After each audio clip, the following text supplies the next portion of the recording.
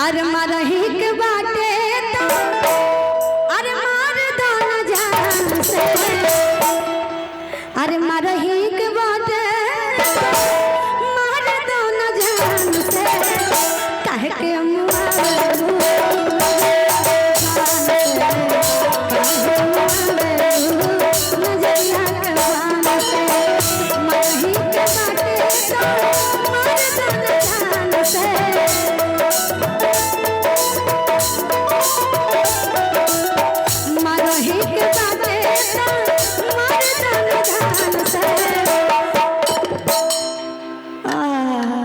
देखते एकदम नजर से नजर मिलत रहता है। अरे काहे के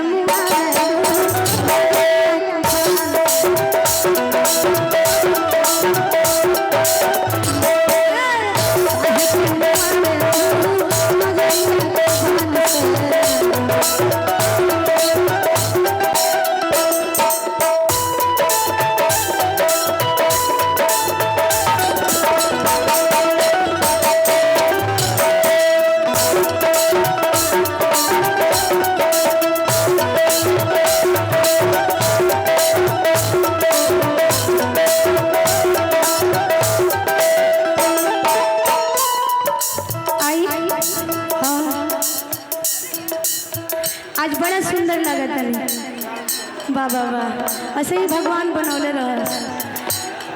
काफ़ी हमने के तो पहला बार मंच पर मिलता नहीं जाए है ना। एक और माइक है तो दे दीजिएगा, एक और माइक दे दीजिएगा। हमने के दोनों आदमी बक्सरे के वहीं जाए है ना। हमारा गांव में एगो प्रोग्राम होता रहे तो शिवानी चुकी रही आई रही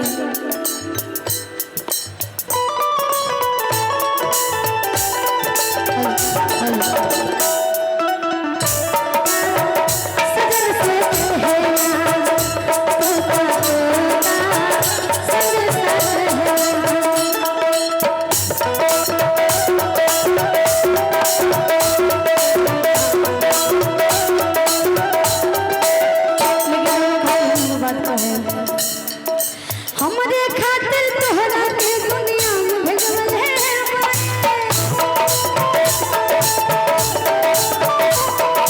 हमरे खातिर तोहरा के दुनिया में भेजल है। हेने से जितना हाला नहीं के होत ना वो से तो किना हेने ले हाला होता ना ना। ये लोग थोड़ा सा पास बने, ये लोग थोड़ा सा दूर बने ना, इससे लोग के फील हमने के महसूस नहीं के जगह। अगर दूर बने तो थोड़ा हाय हो ऐसे करत रहे, थोड़ा हमने के जुनून और बढ़ल जाई, हौसला और बढ़ी। और भगवान बड़ी फुर्सत से भगवान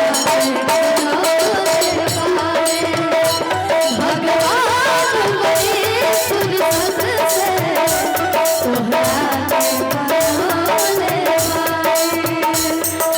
हमरे खातिर तोहरा के दुनिया में भेजले बाड़े।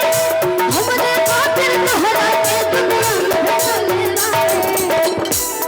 भगवान बड़ी फुर्सत से तोहरा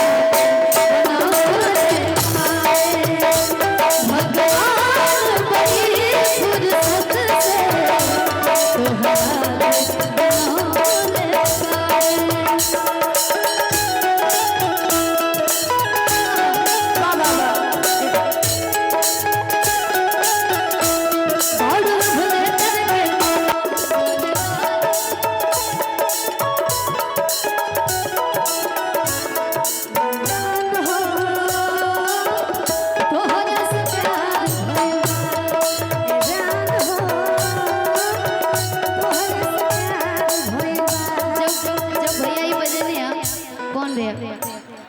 जो दूध को कौन भी बने जाए घूमने के वो कौन भी है कोई कौन भी है कोई। हम आपके खातिर गए ये नहीं कि हम भाई बड़ी पागल बने जाए एकदम। ये पागलपंती वाला प्यार है, क्रेजी। गोरिया चाल तो हर मतवाले गजरा गजरा कान के बाले। गोरिया चाल तो हर मतवाले गजरा गजरा कान के बाले। लाले बिंदिया से निंदिया हराम हो गए। जाने हमरो जिंदगी गुलाम हो गई, जाने हमरो जिंदगी गुलाम हो गई।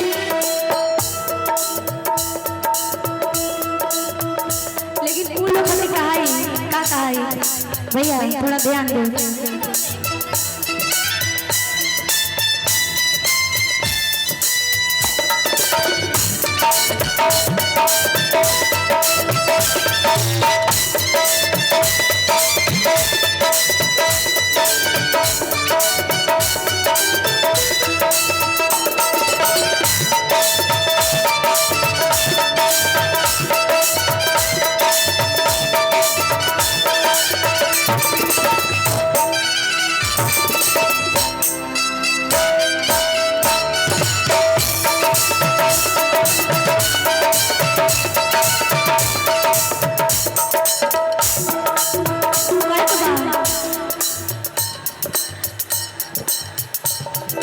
जिला टॉप लागेलू, जिला टॉप लागेलू।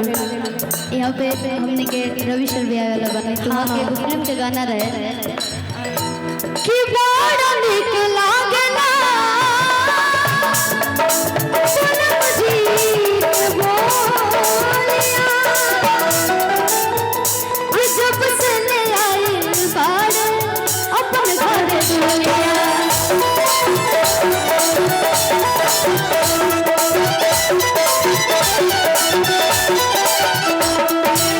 बड़ा निक लागेला सनम जी के बोलिया, जब से ले आई बार अपन घर दुनिया।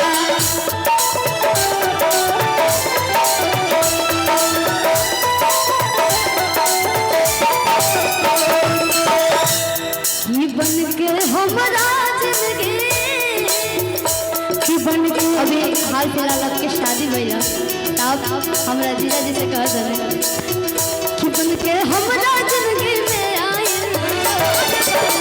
सावन में जो सन चले रहने सन सया मोर बड़ सावन में बड़ फास्ट करे के बाद फास्ट में चले के बाद धीरे चलें तो चलते रह जाए।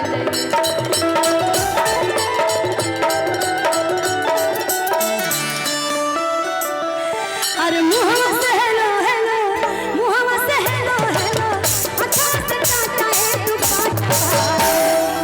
हमारे पवन भैया भी आएंगे इस मंच पे, तो अभी वो लोग तो समय लगेगा कि थोड़ा देर में आएंगे, तब तक हम लोग गा लेते हैं। अरे मुहम्मद से हेलो हेलो, मुहम्मद से हेलो हेलो, अच्छा से टाटा है तू पाटा, ए तू पाटा, तो पे मन होइले लागे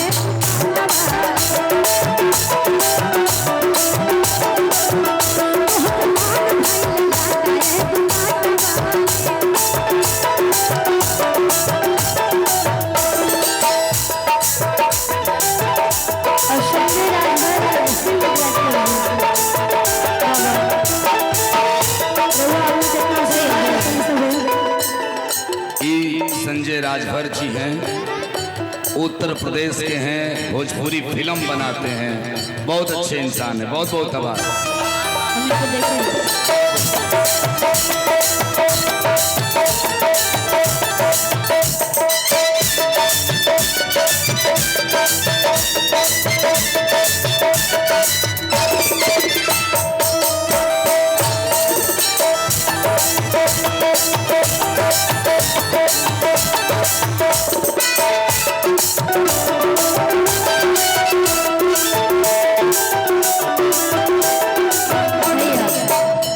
एगो गीत हमने के गायन जाओ ओकरा बाद भैया के माइक शिवानी ये जो टीम बजा रही है, अब भैया कपड़ा पकड़ के मत चढ़ो, तुम्हारा दुल्हा आ रहा है, तुम्हारा हीरो आ रहा है, तुम्हारा महादेव आ रहा है। भोजपुरी का star, super star, power star का आगमन होने जा रहा है, मोहब्बत दीजिएगा। और साथ ही गोरखपुर के लोकप्रिय सांसद आदरणीय श्री रवि किशन जी महाराज का भी आगमन हो रहा है, हम उनका स्वागत कर रहे हैं। और मैं आपसे निवेदन करना चाहता हूँ, चेयर पहले लगवाइए, 3-4 चेयर लगवा दीजिए, मेरी सुनिए, 3-4 चेयर लगवाइए किनारे में अच्छा वाला। और बहुत